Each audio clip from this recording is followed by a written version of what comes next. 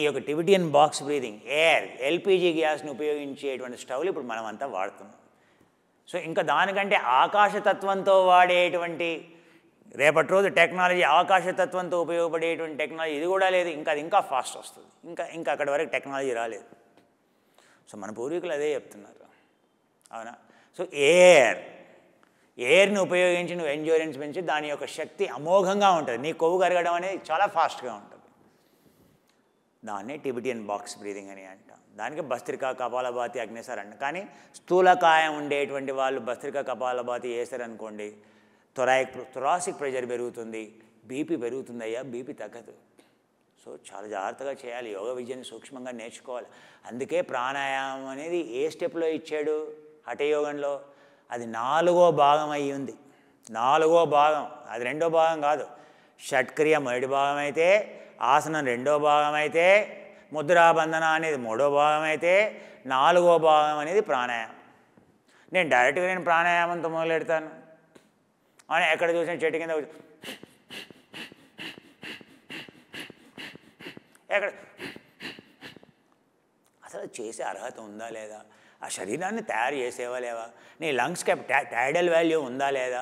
నీ యొక్క residual value ఎంత ఉంది? లంగ్స్ కెపాసిటీ ఎంత ఉంది? నీకు హార్ట్ రేట్ ఎంత ఉంది?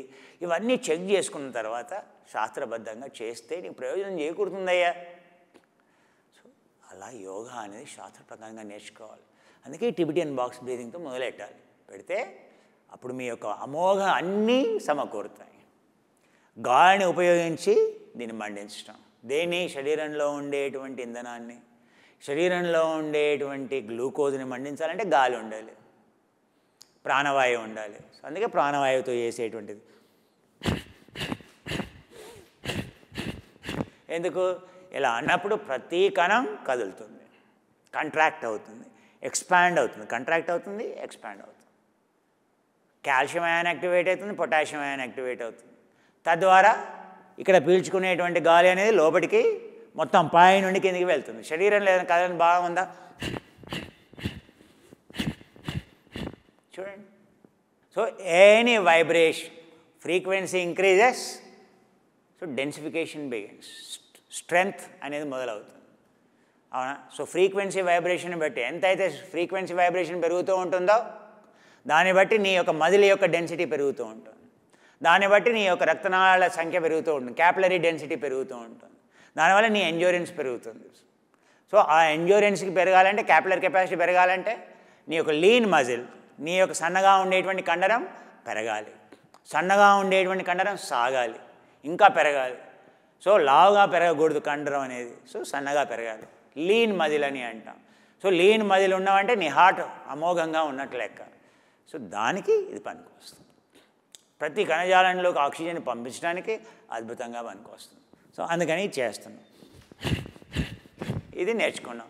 ఎక్కువగా జంప్ చేయకండి అని చెప్పినాం. మీరు గ్లాసును గట్టిగా కొట్టారనుకోండి, ఇలా ఇలా ఇలా కొట్టారనుకోండి, అందులో ఉన్నది కాస్త బయటకు వచ్చేస్తుంది. అలా చేయకండి. కొంచెం ఇలా ట్యాప్ చేస్తే చాలు.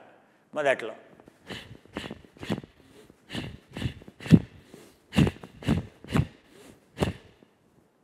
ఇది నేర్చుకున్నాం. సో నెక్స్ట్ థర్డ్ లెవెల్, దీన్ని యాక్ వాకింగ్ అని అంటాం. యాక్ అంటే టిబెట్లో ఉండేటువంటి వాళ్ళ యొక్క బఫెలోస్ ఏవైతే ఉంటాయో, సో లేదా వాళ్ళ యొక్క ఆవులు ఏవైతే ఉంటాయో, సో వాటి జడల బర్రె అంటాం, అవునా? యాక్ అంటాం. సో అది చాలా వెచ్చదనాన్ని ఇస్తుంది. సో అది అలా నడుస్తుంది, అంత బ్యాలెన్స్ వస్తుంది దానికి. అంత ఆక్సిజన్, తక్కువ ఆక్సిజన్ ఉండేటువంటి దాంట్లో కూడా అది తట్టుకుంటుంది. అందుకే ఇంకా దాని వెనక నడిచేటువంటి షెర్పాస్ ఇంకా అమోఘం, పొట్టిగా ఉంటారు. సో వాళ్ళ యొక్క శరీర దారుఢ్యం చూడండి, వాళ్ళ యొక్క ఆక్సిజన్ చూడండి. వాళ్ళ అలా హిమాలయాస్ మీద పరిగెత్తుతాడు, అలా వచ్చేస్తాడు. ఆక్సిజన్ మాస్క్ కూడా పెట్టుకోడు. మనలాంటి వాళ్ళైతే ఆక్సిజన్ అవసరం అయితే ఆక్సిజన్ సిలిండర్ అవసరం అవుతుంది.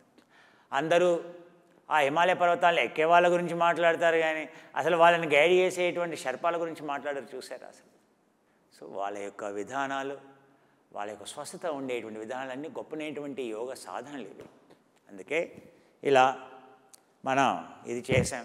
నెక్స్ట్ కావాలంటే సో ఈ మూడోది నేర్చుకోబోయే ముందు ఇంకొకటి కూడా వేరే నేర్చుకోవచ్చు.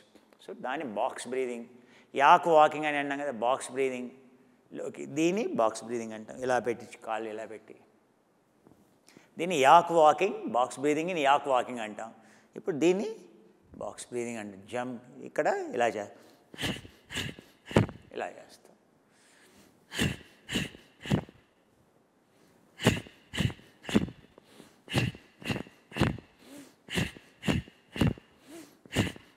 చూడండి, మోకాళ్ళు వంగాలి. స్క్వాట్, ఉత్కటాసనం వస్తుంది ఇక్కడ. అప్పుడు ఇది బలంగా అవుతుంది. కండరాలన్నీ, శరీరంలో ఉండే కండరాలన్నీ ఇది మళ్ళీ ఇటు ఇలా పెట్టి చేసేటువంటి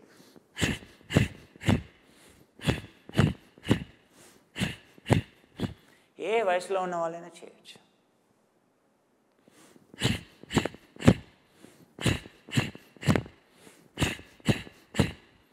మీరు చూడండి, ఒక వారం రోజులు చేసి చూడండి. రోజంతా ఎప్పుడైనా చేయొచ్చు. చేయండి, మీ కాలు ఎంత బలంగా అయ్యో చూడండి. మీకు మోకాలు నొప్పులు తగ్గుతున్నాయా లేదా చూడండి. వారం రోజులు చేయండి. ఉదయం, మధ్యాహ్నం, సాయంత్రం 3 పూటలు చేయండి. మీ ఆఫీస్లో కూడా ఉంటారు కదా, కొంచెం టైం దొరుకుతుంది కదా భోజనానికి ముందు, ఇచ్చేయండి, చేయండి. ఎంత ఆరోగ్యంగా ఉంటారో చూడండి. సో ఈ విధంగా చేసేది. ఇందులో చెప్పాను కదండి, 17 స్టెప్స్, 17 స్టెప్స్ ఉంటాయి. అవి నెమ్మదిగా నేర్చుకుందాం. శ్వాసను పీల్చుకుంటూ, శ్వాసను వదిలేస్తూ, శ్వాసను పీల్చుకుంటూ, శ్వాసను వదిలేస్తూ ఇలా చేసి, చేతులను ఇలా ఫ్రీ చేసి, మళ్ళీ ఇలా వెనక్కి ఫ్రీ చేసి, నెమ్మదిగా ఇలా ఫ్రీ చేస్తూ, నెమ్మదిగా మనం మళ్ళీ కుడివైపుకి ఇలా ఫ్రీ చేసుకుని, పీల్చుకుంటూ వదిలేస్తూ, శరీరంలో ఎక్కడా కూడా, ఏ కండరంలో కూడా టెన్షన్ ఉండకూడదు. ప్రతి కండరం కూడా పూర్తిగా రిలాక్స్డ్ స్టేట్లో ఉండాలి, పూర్తిగా సడలించి ఉండాలి. చక్కగా ఇలా చేసి నెమ్మదిగా చేతుల కిందకి తీసుకొచ్చి ఫ్రీ చేసుకొని, అవునా, మళ్ళీ నడుము చుట్టూ ఉండే కండరాలని, నడుము పైన ఉండే కండరాలని, కింద ఉండే కండరాలని ఇలా ఫ్రీ చేస్తూ చక్కగా నెమ్మదిగా ఇలా చేస్తూ. సో మొదలు ఏం చేయాలి? రక్షణాక్రమం చేయాలి. రక్షణాక్రమం తర్వాత సృష్టిక్రమంలోకి వెళ్ళాలి. రక్షణాక్రమం అంటే నెమ్మదిగా ఆసనంలోకి బరువును ఉపయోగించి కండరాన్ని సంకోచింప చేయటం. Muscle contraction, entire process is muscle contraction, కండరాన్ని టైట్ చేయటం. సో సృష్టిక్రమం. సో ఇది మొదలు మనం ప్రాక్టీస్ చేసేటువంటి సృష్టిక్రమం. సో మళ్ళీ దీని తర్వాత రక్షణాక్రమంలోకి వెళ్ళాలి. దీనివల్ల బాడీ ఈజీగా వామప్ అవుతుంది. ఫస్ట్ ఆధ్యాత్మిక క్రమంతో మొదలెడతాం. ఆ తర్వాత ఏ విధంగా సృష్టిక్రమంతో ప్రతి కణజాలంలో ప్రాణవాయువు నింపుతున్నాం. ఆ తదుపరి సో లంగ్స్ నిండా ప్రాణవాయువు నింపుతున్నాం. ఆ తదుపరి రక్షణాక్రమం. సో మజిల్ని కంట్రాక్ట్ చేయాలి, మళ్ళీ ఎక్స్పాండ్ చేయాలి, రిలాక్స్ చేయాలి, ప్రిపరేషన్ చేయాలి. ఆ తదుపరి ఏం చేయాలి? ఆ తదుపరి సృష్టిక్రమంలోకి వెళ్ళాలి. ఈ విధంగా మనం నెమ్మదిగా నేర్చుకుంటూ వెళ్దాం.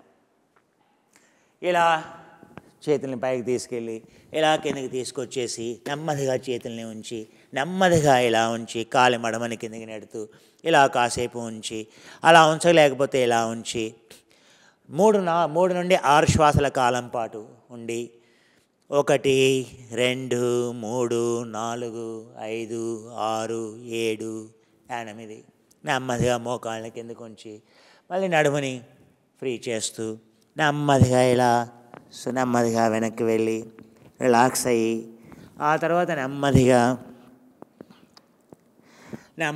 ఇలా ముందుకు వెళ్ళి మళ్ళీ రిలాక్స్ అయ్యి నెమ్మదిగా నడుముని ఫ్రీ చేస్తూ, మొండాన్ని ఫ్రీ చేస్తూ, నెమ్మదిగా చేతుల్ని ఇలా ఉంచి నెమ్మదిగా గజానాసనంలోకి వెళ్తూ నెమ్మదిగా ఇలా పైకి శ్వాసను పీల్చుకుంటూ కాలి మడమని నేలకి నొక్కుతూ నెమ్మదిగా చేస్తూ, దీన్ని రక్షణాక్రమం అంటాం. అంటే కండరాన్ని ఇలా కాంట్రాక్ట్ చేస్తూ బిగిస్తూ మళ్ళీ వదులుగా చేస్తూ, బిగిస్తూ వదులుగా చేస్తూ నెమ్మదిగా జాన్ చతురంగాసనంలోకి వెళ్ళి కాలి మడమని మళ్ళీ కిందికి నొక్కుతూ నెమ్మదిగా ఇలా కిందికి వెళ్ళి కాళ్ళని నెమ్మదిగా ఫ్రీ చేస్తూ ఇలా చేస్తూ, సో నెమ్మదిగా మళ్ళీ మీ నడుముని ఎడమ వైపుకి కుడివైపుకి పాదాలను అంటూ పూర్తిగా వీపులో ఉండేటువంటి కండరాలని, పూర్తిగా కాళ్ళలో ఉండేటువంటి కండరాలని పూర్తిగా సడలిస్తూ వదులుగా చేస్తూ, బిగించే ముందు ఏం చేయాలి?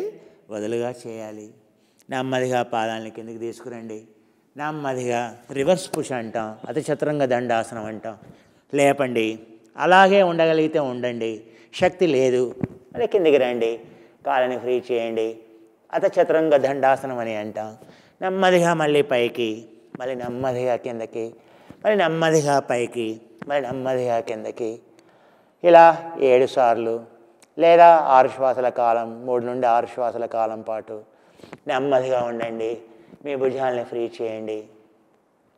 నెమ్మదిగా ఇలా ఫ్రీ చేసిన తదుపరి నెమ్మదిగా కాళ్ళని ఫ్రీ చేయండి. శరీరంలో ఎక్కడా ఎలాంటి టైట్నెస్ ఉండకుండా పూర్తిగా సడలించి నెమ్మదిగా నెక్స్ట్ చాణకపోతాసనంలోకి వెళ్దాం. శ్వాసని పీల్చుకుంటూ నెమ్మదిగా శ్వాసను వదిలేస్తూ, నెమ్మదిగా పీల్చుకుంటూ, నెమ్మదిగా వదిలేస్తూ, నెమ్మదిగా పీల్చుకుంటూ, నెమ్మదిగా వదిలేస్తూ, నెమ్మదిగా పీల్చుకుంటూ, నెమ్మదిగా వదిలేస్తూ, నెమ్మదిగా పీల్చుకుంటూ, నెమ్మదిగా వదిలేస్తూ, నెమ్మదిగా కాళ్ళని ఫ్రీ చేయండి. నెమ్మదిగా 1 2 3 4 5 6 7 మళ్ళీ ఎడమ వైపుకి కుడి వైపుకి 1 2 3 4 5 6 7 పాదాల కిందకి నడుములను రోల్ చేయండి. నెమ్మదిగా మీ ఛాతీని మళ్ళీ పైకెత్తండి. చేతులను దగ్గరగా తీసుకురండి. కపోతాసనం అంటాం. భుజాలని ఫ్రీ చేయండి. సో మీ మెడ ఫ్రీగా ఉంటుంది. పావురం మెడ ఎలా ఫ్రీగా ఉంటుందో అలా ఉంటుంది.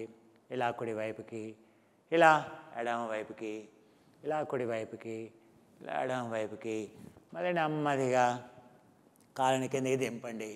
భుజంగాసనం అని అంటాం. శిరస్సుని భుజాలకి దూరంగా పైకి తీసుకెళ్ళండి, పైకెత్తండి. తద్వారా మీ యొక్క వెన్నెముక, మీ యొక్క L5 ఏదైతే ఉంటుందో అది పైకి వెళ్తుంది. ఈ L5 ఏదైతే ఉంటుందో అది పైకి వెళ్తుంది, పైకి వెళ్తుంది. తద్వారా S1 ఏదైతే ఉంటుందో అది ఫ్రీ అవుతుంది ఇలా పైకి. సో వెన్నెముకని అలైన్ చేసేది, అసమానతను తొలగించేది, వెన్నెముకని బలంగా చేసేది, సాగదీసేది గొప్పనైనటువంటి ఆసనం భుజంగాసనం. అంతేగాని పొరపాటున కూడా ఇలా వెళ్ళకూడదు, ఇలా వెళ్ళకూడదు, అస్సలు వెళ్ళకూడదు. చేతులు ఇలా నిటారుగా ఉండాలి. చెవి మధ్య నుండి భుజం మధ్య నుండి స్ట్రేట్గా ఉండాలి కిందకి. అప్పుడే అది భుజంగాసనం అవుతుంది. మళ్ళీ నెమ్మదిగా మోకాళ్ళని పైకి లేపండి. పాదాన్ని ఇలా ఉంచండి. మొదట్లో నెమ్మదిగా మోకాళ్ళని పైకి లేపండి. ఇప్పుడు ఆ వెన్నెముక మొండంలో ఉండే అన్ని కండరాలు, కాళ్ళలో ఉండేటువంటి అన్ని కండరాలు సంకోచిస్తాయి, బిగుస్తాయి. అలా బిగుస్తూ శ్వాసని పీల్చుకుంటూ వదిలేస్తూ నెమ్మదిగా నెమ్మదిగా ఎడమ కాళ్ళని లేపండి, కుడి కాళ్ళని లేపండి. మళ్ళీ రిలాక్స్ చేయండి. భుజాన్ని రిలాక్స్ చేయండి, నడుముని రిలాక్స్ చేయండి. నెమ్మదిగా ఇలా రిలాక్స్ చేస్తూ నెమ్మదిగా ఈ కాళ్ళని ఫ్రీ చేసుకోండి, ఎడమ కాళ్ళని ఫ్రీ చేసుకోండి. ఇలా ఫ్రీ చేస్తూ మళ్ళీ నెమ్మదిగా కుడి కాళ్ళని ఇలా పైకంటూ నెమ్మదిగా చక్కగా ఫ్రీ చేస్తూ నెమ్మదిగా ఇలా కాళ్ళని కిందకి నెమ్మదిగా నడుముని ఫ్రీ చేసుకొని మళ్ళీ నెమ్మదిగా అధోముఖ శ్వానాసనం. మళ్ళీ రక్షణాక్రమాలు చూశారు కదా. ఇప్పటికే మీ యొక్క కండరంలో శక్తి అనేది మీకు అనుభూతి ఉంది. ఈ రోజంతా ఆ కండరంలో శక్తి తెలుస్తూనే ఉంటుంది. అందుకే దీన్ని రక్షణాక్రమం అన్నాం. Best weight training. మీ యొక్క లీన్ మజిల్ని డెవలప్ చేసుకోవాలి అని అంటే కండరం బలంగా ఉంటే మీరు ఆరోగ్యంగా ఉంటారు. కండరం బలంగా ఉంటే కొవ్వు యొక్క కణాలు తగ్గుతాయి. కొవ్వు యొక్క కణం సైజు దేని మీద ఆధారపడి ఉంటుంది? మీ యొక్క కండరం యొక్క కణం యొక్క సైజును బట్టి మీ యొక్క కొవ్వు కణం ఉంటుంది. కొవ్వు ఎక్కువగా ఉందంటే దాని అర్థం ఏంటయ్యా? నీ కండరం యొక్క కణం సన్నగా ఉంది, నీ కండరం అనేది సన్నగా ఉందని అర్థం. సో కండరాన్ని ఎలా అయితే పెంచుకుంటూ పోతామో అప్పుడు కొవ్వు యొక్క కణం చిన్నగా అవుతూ పోతూ ఉంటుంది. కొవ్వు కణాలని ఎవరూ తీసివేయలేరు. కాకపోతే కొవ్వు కణం అనేది అనంతంగా వ్యాకోచిస్తుంది. కొవ్వు కణం అనేది ఎంతనైనా పెరుగుతుంది. ఏది నీ యొక్క కండరం యొక్క కణం పెరగడానికి కొన్ని లిమిటేషన్స్ ఉన్నాయి. కానీ కొవ్వు పెంచాలంటే చాలా తేలిక. అదే కదా మన ప్రాబ్లం. అందుకే కొవ్వు తగ్గాలి అంటే కండరం పెంచాలి. సింపుల్, ఇదే గుర్తుపెట్టుకోండి. ఎలా అయితే కండరం యొక్క సాంద్రత పెరుగుతుందో, డెన్సిటీ పెరుగుతుందో, ఆ విధంగా కొవ్వు యొక్క సాంద్రత తగ్గుతుంది. అది మాత్రమే విధానం. అది కొవ్వును కరిగించేటువంటి విధానం. కానీ ఆ కొవ్వు కణం ఎప్పుడూ తీసివేయబడదు. బాగా గుర్తుపెట్టుకోండి. నెమ్మదిగా ఇలా చేస్తూ మళ్ళీ ఫ్రీ చేసుకొని, సో అందుకనే ఇలా చేతుల్ని ముందుకుంచి మోకాళ్ళని ఇలా పైకి లేపి ఇలా వెనక్కి కాళ్ళ మధ్య గుండా వెనక్కి చూస్తూ శ్వాసను పీల్చుకుంటూ నెమ్మదిగా వదిలేస్తూ, దీంట్లో మీ శిరస్సుకి రక్త ప్రసరణ ఎందుకయ్యా శిరస్సుకి రక్త ప్రసరణ పెరగాలి? మీ యొక్క మెటబాలిజం ఏదైతే ఉందో అందులో 20% కన్జ్యూమ్ చేసేది బ్రెయినే. అందుకే బ్రెయిన్ బ్లడ్ సర్క్యులేషన్ అనేది ఇంపార్టెంట్. మళ్ళీ హార్ట్ కూడా ఇక్కడ ఉంది. నెక్స్ట్ ఆ తర్వాత లివరు ఇక్కడ ఉల్టా అవుతుంది. అందుకే లివర్ అమోఘంగా ఎక్సర్సైజ్ అవుతుంది. అందుకే ఇది విశిష్టమైనటువంటి ఆసనం అంటాం. కాలేయం అనేది కిందికి ఇప్పుడు మీ థొరాసిక్ క్యావిటీలోకి జారింది, సో డిస్ప్లేస్ అయింది. అందుకే అది చాలా అద్భుతమైనటువంటి ఆసనం. కాలేయం అనేది 29%, 30% మీ ఎనర్జీ కన్జ్యూమ్ చేసేది ఏంటయ్యా? కాలేయం, లివర్. సో 30% ఇది, 20% ఇది, 50% ఇవి రెండే కన్జ్యూమ్ చేస్తాయి. సో మజిల్ అనేది ఇంకో 18%. చూసారా? 64-65% ఓన్లీ దీన్ని మెటబాలిక్ యాక్టివ్ టిష్యూ అంటాం. సో యోగాలో అంత అద్భుతంగా మనం వాటి మీద పనిచేస్తున్నాం. నెమ్మదిగా వెనక్కి నడుస్తూ ఇలా మళ్ళీ చేతుల్ని ఫ్రీ చేయండి. చేతుల్ని కావాలంటే ఇలా అనండి, ఫ్రీ చేయండి. భుజాలు నొప్పిగా ఉంటే నెమ్మదిగా వెనక్కి, నెమ్మదిగా పైకి, నెమ్మదిగా కిందకి. మీ తినే ఆహారంలో మాంసకృతులు ఉన్నాయా లేవా? మనం తినే ఆహారం అంతా పిండి పదార్థాలతో ఉంది. అందుకే మన కండరం అనేది వ్యాయామం చేసినా కండరం పెరగాలి. వ్యాయామం చేసినా ఒకవేళ మాంసకృతులు లేదు తినే ఆహారంలో, కండరం ఉన్న కండరం కాదు తగ్గిపోతుంది. మరి ఎలాంటి మాంసకృతులు ఉండాలి? మరి శాకాహారులకి ఏంటి, మరి నాన్ వెజిటేరియన్కి ఏంటి? ఆయిల్ గురించి చెప్పాను, మరి ప్రోటీన్ గురించి ఏంటి తెలుసుకుందాం. ఇలా దీన్ని ఏమన్నా మనం రక్షణాక్రమం అన్నాం. ఇలా పైకి మళ్ళీ వెనక్కి, పైకి మళ్ళీ కిందకి, ఇలా వెనక్కి పైకి మళ్ళీ వెనక్కి ఫ్రీ చేసుకోండి. ఎందుకని ఈ రక్షణాక్రమం చేశారు అంటే ఈ మజిల్స్ టైట్ అవుతాయి. మధ్యలో ఉపవిన్యాసాలు చేసినా పూర్తిగా కండరాలు వ్యాకోచం చెందవు, సడలించవు. అందుకే మళ్ళీ చేయాలి.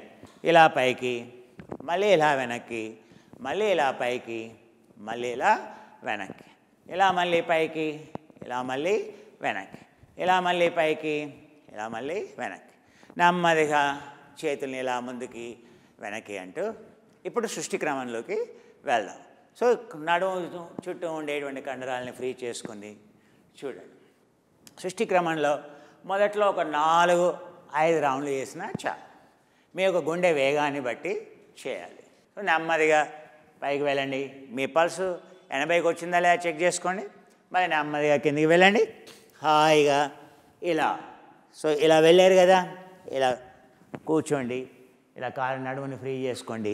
త్రికోటాసనంలోకి వెళ్ళండి. సో చక్కగా నెమ్మదిగా ప్రిపేర్ కండి. సో మొన్న మీకు విరాట్ ధారణ చెప్పాను కదా, అది గొప్పనేటువంటి ధారణ, అది పెట్టుకోండి. సో చక్కగా రిలాక్స్ కండి, చేయండి. దాని తర్వాత మళ్ళీ పల్స్ మీటర్ చూసుకోండి, మినిమంకి వెళ్ళిపోతుంది. మీ బీపీ ఉన్నా కూడా ఒక 10 పాయింట్లు తగ్గిపోతుంది. అంత ఎఫెక్టివ్గా ఉంటుంది. సో అలా చేస్తూ నెమ్మదిగా, సో మీరు మనకు సమయం ఉండదు కనుక మీరు ఆ రికార్డింగ్ని పెట్టుకొని ఈ యోగా ప్రోగ్రాం కాగానే టీవీ కట్టేసేయండి. సో ఆ తర్వాత అలా రిలాక్స్ కండి. నెమ్మదిగా మళ్ళీ వెనక్కి రావాలి. యోగా నిద్ర చేసేసారు. ఇలా నెమ్మదిగా పైకి, భుజాలని ముందుకి వెనక్కి, మళ్ళీ నెమ్మదిగా త్రికోటాసనం.